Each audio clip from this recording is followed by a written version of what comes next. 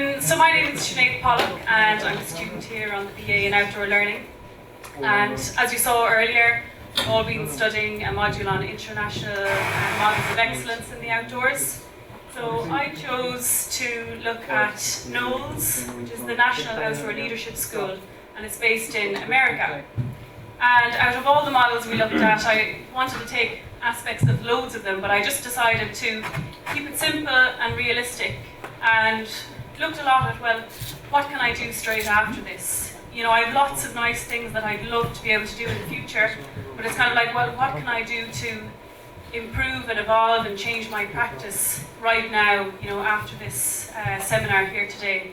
So I looked at NOLS, the National Outdoor Leadership School, and I found that they had a really nice balance between leadership, environmental ethics, journeying, technical skills, and looking at traditions and cultures. They have 11 centres all around the world. So I also then looked at 4 leadership programs that we have here in Ireland. Not too sure if you can see here, and hopefully some of you will get to have a look at the poster afterwards as well. And I looked at the Sail Training Ireland programme, Goshka, Petersburg Outdoor Education Centre run a programme called PEAK, and Capeley Outdoor Education Centre here in Kerry run a programme called the Explorer course. And I found similarities between those leadership programmes that we have here in Ireland and some of what the NOLS courses run as well. So things like the leadership stood out, environmental ethics, and technical skills and journeying. Those 4 Irish programmes all involve journeying over, it could be 3 days, it could be 13 days, it could be 5, and lots of other elements in there as well, but I just identified these few.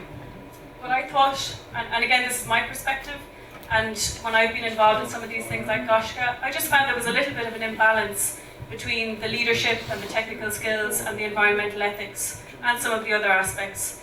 So I thought, well, why not, you know, use what we have and all the qualifications that I have and the knowledge and experience and try to create a better balance on these programs. So instead of reinventing the wheel, just maybe readjust the wheel that we already have here.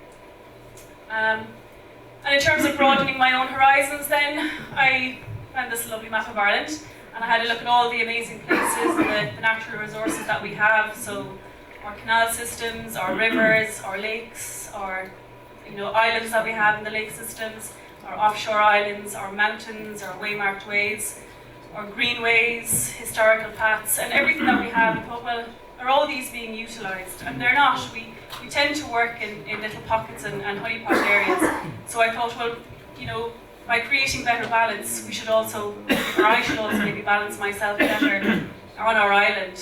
And there's so many opportunities there to utilise all these resources that we have with the programs that we have. And I looked at two kind of main areas. I work in a very kind of a broad spectrum in the outdoors, everything from working with children to adults and national governing body skills courses, and then just general taking people outdoors. And 2 areas I looked at. First was the Compass programme, and anybody who was just on the Forest School session with me, we spoke a little bit about it. So that's an after schools programme for primary school children, and it's all about hands-on learning. We do leadership skills in it, we do journeying, but you know, short-term journeying, not out for a week, but we do run it over a long period of time. And it's fun, and it's very creative, and it's hands-on. So there was some similarities again between the work that I do on that programme and what's in NOLS. So NOLS again, it's a unique hands-on approach to education. So it's getting out there and it's repeating particular skills and practices so that the people actually learn the stuff. It's not just once off, dip in, dip out, or splash and dash is the term that I'm sure you've heard here as well. And then working on national governing body programs, so like mountain skills, mountain leadership, SPA training, and then other outdoor programs. So even though there's a great difference in all those areas of work, there are similarities in that there is leadership throughout most of them in some form. There's technical skills and there's environmental ethics. So I also do some work on Leave No Trace programs. And for me, broadening my horizon is about creating a better balance on all these programs. you may not always have all the aspects. So over towards the far side here, there's my little scales. So just here, so this is my programs. And some of the areas that I picked out were journeying, leadership, environmental ethics, connection with the environment, history and traditions, and technical skills. Now you mightn't always have all of those on every single course, but what I would like to do is, when I do have a group of them, because I never go out to just purely run, technical skills alone, but maybe 80% of the course might be around technical skills, or 70% might be about leadership skills. But I'd like to create a better balance so that, an environmental ethic is just built in and weaved around it. Or when we're out doing technical skills, that leadership and environmental ethics is built around it too.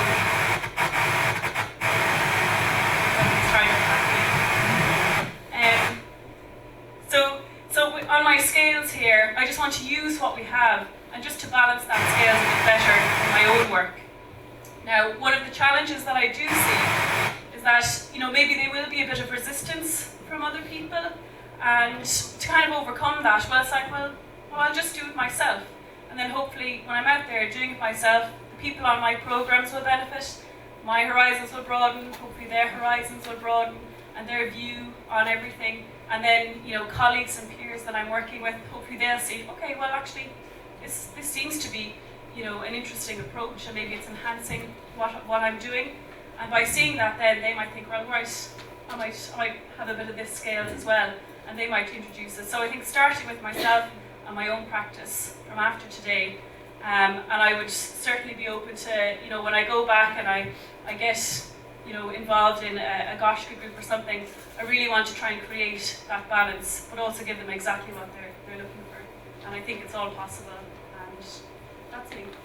So if you have any questions, that's fantastic.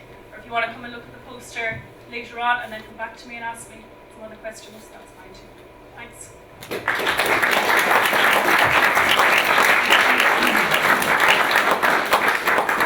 Any questions? Any questions? It's okay.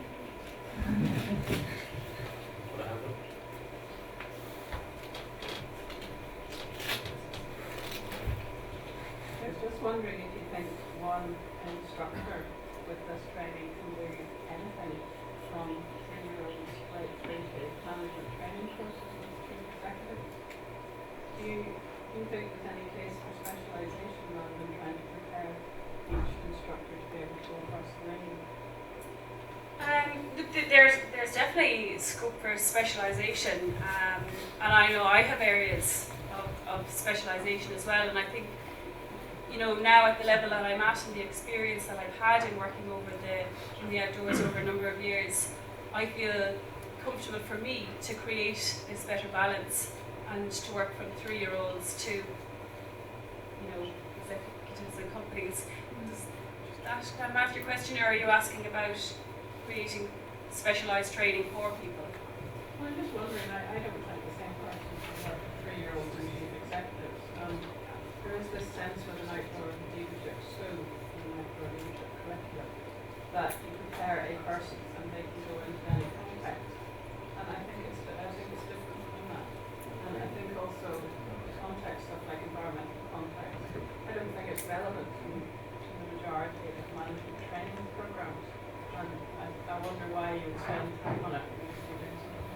Yeah, no, I see where you're coming. Yeah, and there is a huge difference from working with early years or primary school kids to adults, and adults maybe working in management. And I think you really have to look at, well, what do they need? And you have to allow the program be led by them. I don't just go in and deliver what's on my agenda. I find out what do they want from this, and then I'll build that around it. But in building that around their needs, I want to create a balance in there.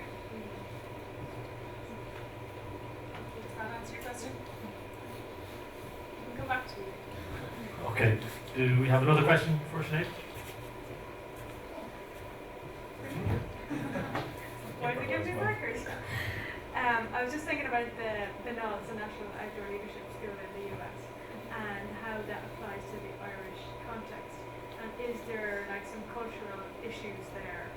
You know what I mean? So sometimes there's some stuff that I find when reading up on NOLS stuff you think, God, really, like, I don't think my group in Ireland would really go with that. Does that Yeah, make sense? absolutely, and I saw that through too in my own, reading up on things.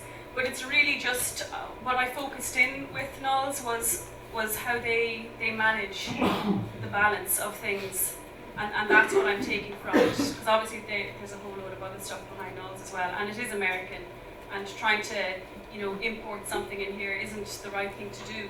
But what I want to do is just take some aspects of what they do and bring it into my work. But also in my work I've taken, and I will be taking aspects of Free Loved Slave, or Terence's poster on the Maori, and some of the other posters like Huddersfield as well that you've seen soon enough. So a little bit of everything, and I certainly don't want to transplant a program from another country to here. That doesn't work. Yeah, I mean, it seems amazing. I think so. Yeah. And they have branched into Europe now as well. I think that's interesting, and they are very culturally sensitive. How are they? They run some stuff in Scandinavia and the other, but I'll quickly check it up and I'll come back to you on that. Yeah.